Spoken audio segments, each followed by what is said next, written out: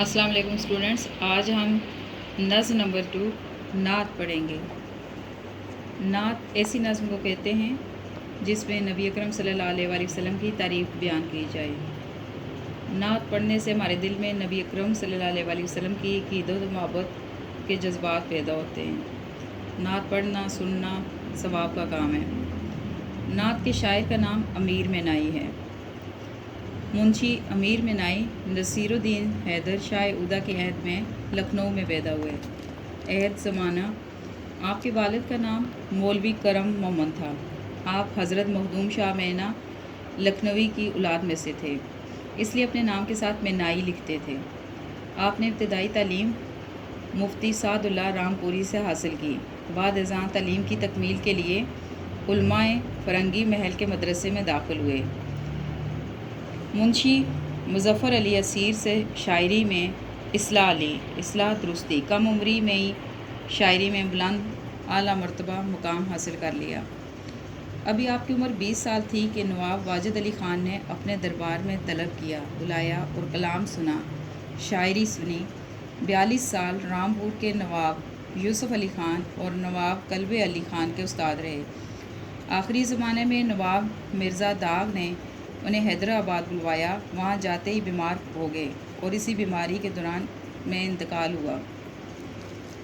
امیر مینائی کا شمار اپنے عہد کے قادر الکلام شاعروں میں ہوتا ہے۔ قادر الکلام پختہ شاعر، یہاں تک آپ انڈرلائن کر لیں۔ انہوں نے تمام اصناف میں شاعری کی۔ اصناف شاعری کی قسمیں، مگر غزل اور نعت کی طرف زیادہ رجحان جھکاؤ۔ آپ کی شاعری زبان و بیان کی خوبیوں اور فکر و خیال کی رعنائیوں کا مجموعہ ہے۔ رعنائیاں خوبصورتی، آپ کی شاعری سے لے کر رعنائیوں کا مجموعہ تک انڈرلائن کر لیں۔ ان کی نعتوں میں آورد کے مقابلے میں آمد کا رنگ غالب ہے۔ آورد سوچ سمجھ کر شعر کہنا، آمد فوراً شعر کہنا، غالب چھایا ہوا۔ انہوں نے معبرات اور ثنا کو اس عمدگی سے برتا ہے کہ کلام میں کہیں بھی تصنع پیدا نہیں ہونے دیا۔ ثنا کلام میں مانند کوئی خوبی پیدا کرنا، ہنر مندی۔ تصنع بناوٹ۔ انہوں نے الفاظ و تراکیب کا استعمال بھی محتاط ہو کر کیا ہے، احتیاط کے ساتھ، اور حتی الامکان سادگی اور روانی کا پہلو پیش نظر رکھا ہے۔ ان کی نعتوں میں درد و اثر، سوز و گداز کی عمدہ مثالیں ملتی ہیں۔ اس لائن کو انڈرلائن کر لیں۔ سوز و گداز، رقت انگیز کیفیت۔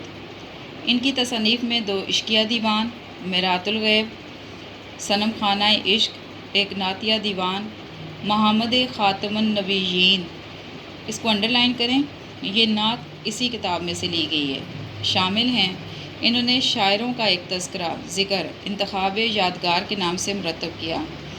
ان کا نعت تمام لغت، امیر اللغات بھی ان کا ایک اہم علمی کارنامہ ہے۔ نعت شعر نمبر 1۔ صبا بے شک آتی مدینے سے تو ہے، کہ تجھ میں مدینے کے پھولوں کی بو ہے۔ صبا، صبح کی ٹھنڈی ہوا، بے شک اس میں کوئی شک نہیں، بو خوشبو۔ مفہوم: اے باد صبا، اس میں کوئی شک نہیں کہ تو مدینے سے ہو کر آ رہی ہے، کیونکہ تجھ میں مدینے کے پھولوں کی خوشبو شامل ہے۔ اس شعر میں شاعر مدینے کی طرف اپنی محبت اور عقیدت کا اظہار کیا ہے۔ وہ صبح کی ٹھنڈی اور خوشگوار ہوا سے مخاطب ہو کر کہتے ہیں کہ اے ہوا، بے شک تو مدینے کی مبارک، محترم اور مقدس فضاؤں کو چھو کر آئی ہے۔ تیرے چلنے کا انداز اور تجھ سے آتی ہوئی خوشبو اس بات کا کھلا ثبوت ہے کہ تم مدینے کی پاک فضاؤں کو چوم کر آئی ہے۔ تم میں بسی خوشبو کا کوئی مقابلہ نہیں کر سکتا۔ شعر نمبر 2۔ سنی ہم نے طوطی و بلبل کی باتیں، تیرا تذکرہ ہے تیری گفتگو ہے۔ طوطی و بلبل خوبصورت پرندے، تذکرہ ذکر، گفتگو بات چیت۔ ہم نے طوطی و بلبل کی باتیں سنی، وہ بھی آپ صلی اللہ علیہ وآلہ وسلم کا ذکر خیر کرتے ہیں۔ شاعر اس شعر میں حضور نبی پاک صلی اللہ علیہ وآلہ وسلم سے اپنی محبت کا اظہار کرتے ہوئے کہتے ہیں کہ ہم نے طوطی اور بلبل کی باتیں سنی، ان کی زبان پر بھی آپ صلی اللہ علیہ وسلم کا ہی ذکر ہے۔ شاعر حضور پاک کی ذات برکات کی تعریف کرتے ہوئے کہتے ہیں کہ میرے پیارے آقا سرور دو عالم کی تعریف میں فقط ہم انسان ہی رطب اللسان نہیں بلکہ تمام مخلوقات اور چرند پرند بھی آپ صلی اللہ علیہ وسلم کی رحمتوں اور برکتوں کا ذکر کرتے ہیں۔ طوطی جیسا خوشحال پرندہ بھی اپنی آواز میں حضور صلی اللہ علیہ وسلم کا ذکر خیر کرتا ہے، اور بلبل بھی اپنی خوبصورت بولی میں حضور صلی اللہ علیہ وسلم کا ذکر کر کے اپنے لیے تسکین کا سماں پیدا کرتی ہے۔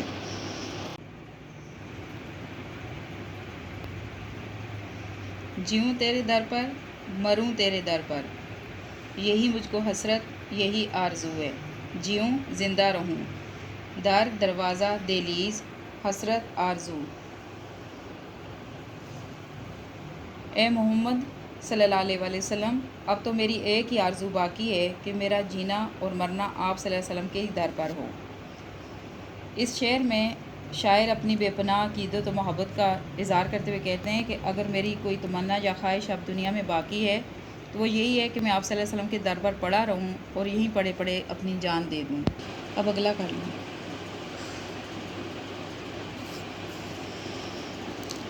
جمے جس طرف آنکھ جلوہ ہے اس کا، جو یکسو ہو دل تو وہی چار سو ہے۔ جمے ٹھہرے، جلوہ دیدار نظارہ، یکسو ایک طرف، چار سو چاروں طرف۔ میری نگاہ جس طرف بھی آ کر ٹھہرتی ہے وہاں مجھے آپ صلی اللہ علیہ وآلہ وسلم کا جلوہ نظر آتا ہے۔ اسی طرح سے میرے دل کو اطمینان نصیب ہوتا ہے اور ہر طرف مجھے آقا کا چہرہ پر نور دکھائی دیتا ہے۔ نعت کے اس شعر میں شاعر امیر منائی آپ صلی اللہ علیہ وسلم سے اپنی دلی وابستگی کا اظہار کرتے ہوئے کہتے ہیں کہ میری آنکھ جس طرف بھی اٹھے مجھے آپ صلی اللہ علیہ وسلم کا ہی جلوہ نظر آتا ہے، اور جب بھی میں اپنے دل کو آپ صلی اللہ علیہ وسلم کی طرف لگاتا ہوں تو مجھے چاروں طرف آپ صلی اللہ علیہ وسلم ہی دکھائی دیتے ہیں۔ شاعر کہتے ہیں کہ میرے دل میں آپ صلی اللہ علیہ وسلم کی محبت اتنا گھر کر چکی ہے کہ مجھے ہر طرف آپ صلی اللہ علیہ وسلم کی ذات دکھائی دیتی ہے۔ میری آنکھوں میں حضور صلی اللہ علیہ وسلم کا جلوہ اور نور اس طرح سے سما گیا ہے کہ مجھے ہر طرف آپ صلی اللہ علیہ وآلہ وسلم ہی دکھائی دیتے ہیں۔ شعر نمبر 5۔ تیری راہ میں خاک ہو جاؤں مر کر، یہی میری حرمت یہی آبرو ہے۔ خاک ہو جاؤں، مر جانا، مٹی میں مل کر مٹی ہو جانا۔ حرمت، آرزو، عزت، حرمت عزت، آبرو عزت۔ اس کا مفہوم، میری خواہش ہے کہ میں آپ صلی اللہ علیہ وسلم کے راستے میں مر کر مٹی ہو جاؤں، اسی میں میری عزت اور عظمت ہے۔ نعت کے اس شعر میں امیر منائی حضور صلی اللہ علیہ وآلہ وسلم سے بے پناہ محبت کا اظہار کرتے ہوئے کہتے ہیں کہ میں آپ کے لیے اپنا تن من دھن سب کچھ قربان کر سکتا ہوں۔ آپ صلی اللہ علیہ وآلہ وسلم کی حرمت پر قربان ہو جانے کے لیے تیار ہوں۔ مجھے دنیا میں کوئی بھی غم دکھ برداشت کرنا پڑے میں برداشت کر لوں گا۔ حضور صلی اللہ علیہ وآلہ وسلم کے نام پر اپنا دل و جان سب کچھ نچھاور کر دوں گا۔ حدیث رسول مقبول صلی اللہ علیہ وآلہ وسلم ہے کہ تم میں سے کوئی شخص اس وقت تک مومن نہیں ہو سکتا جب تک کہ میں اسے اس کے جان و مال، ماں باپ اور اولاد سے بڑھ کر عزیز نہ ہو جاؤں۔ شعر نمبر 6۔ یہاں ہے ظہور اور وہاں نور تیرا، مقام میں بھی تو لا مقام میں بھی تو ہے۔ ظہور، ظاہر ہونا، نور روشنی، مکان دنیا، لا مکان عالم بالا۔ مفہوم، اس دنیا میں آپ صلی اللہ علیہ وآلہ وسلم جسمانی طور پر موجود ہیں، تشریف لائے، اور دوسری دنیا یعنی لا مقام میں آپ صلی اللہ علیہ وسلم کی ذات مبارک کا عکس اور نور ہے۔ نعت کے اس شعر میں امیر منائی آپ صلی اللہ علیہ وسلم کی تعریف بیان کرتے ہوئے کہتا ہے کہ آپ صلی اللہ علیہ وسلم کی شخصیت، عظمت، پاکیزگی اور نور کا وہ پاک مینار ہے جس کی روشنی تمام جہانوں کو جگمگا رہی ہے۔ ہر جگہ پر آپ صلی اللہ علیہ وسلم کی شخصیت کے نور نے روشنی پھیلا دی ہے۔ اللہ تعالیٰ نے سب جہانوں کی تخلیق سے پہلے محمد صلی اللہ علیہ وآلہ وسلم کا نور پیدا کیا۔ جب کچھ نہیں تھا تو آپ صلی اللہ علیہ وسلم کا نور موجود تھا، اور جب کچھ باقی نہیں رہے گا تو بھی یہ نور ہی باقی رہے گا۔ حضرت محمد صلی اللہ علیہ وسلم کی محبت ہماری زندگیوں کا مقصد تھی اور قیامت تک یہی ہماری زندگیوں کا مقصد رہے گی۔ نعت کا آخری شعر، جو بے داغ لالا جو بے خار گل ہے، وہ تو ہے وہ تو ہے وہ تو ہے وہ تو ہے۔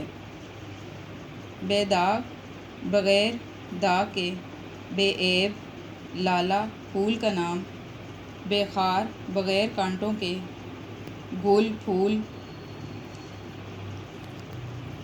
اس شعر کا مفہوم آپ صلی اللہ علیہ وسلم کی ذات مبارک بابرکت، بغیر داغ کے لالا جیسی اور بغیر کانٹے کے گلاب کے پھول جیسی ہے۔ نعت کے شعر میں امیر مینائی نے آپ صلی اللہ علیہ وسلم کی ذات برکات کو بے خار گل اور بے داغ لالے سے تشبیہ دی ہے۔ اگر کائنات میں کوئی لالا بے داغ اور کوئی پھول بے خار دکھائی دیتا ہے تو وہ آپ صلی اللہ علیہ وسلم ہی کی ذات ہے۔ آپ صلی اللہ علیہ وسلم کی شخصیت ہم مسلمانوں کے لیے زندگی گزارنے کا کامل نمونہ ہے۔ لالے کا پھول اپنی خوبصورتی اور رعنائی کے باعث لاسانی ہے، لیکن اس میں ایک کمی ہوتی ہے کہ اس میں ایک داغ ہوتا ہے، لیکن آپ صلی اللہ علیہ وسلم کی زندگی میں کوئی داغ نہیں۔ شاعر نے آپ صلی اللہ علیہ وسلم کی ذات کو ان سے بڑھ کر خوبصورت کہا ہے، کیونکہ آپ صلی اللہ علیہ وسلم کی ذات جامع اور مکمل ہے، اس میں کوئی داغ اور عیب نہیں۔ آپ صلی اللہ علیہ وسلم رحمت العالمین ہیں۔ آپ صلی اللہ علیہ وسلم کی ذات مبارک پر لاکھوں درود و سلام۔ نوٹس صفحہ نمبر 71، نعت کے معنی سوال جواب لکھے ہوئے ہیں، آپ نے یہاں سے دیکھ کر سارے یاد کرنے ہیں۔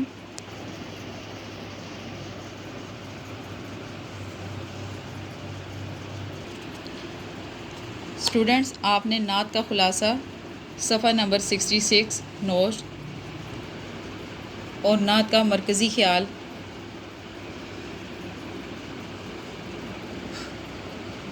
یہاں سے دیکھ کر اچھی طرح یاد کرنا ہے۔ یہ آپ کے نوٹس میں صفحہ نمبر 68 پہ لکھا ہوا ہے، یاد کرنا بھی ہے اور اس کو لکھنا بھی ہے۔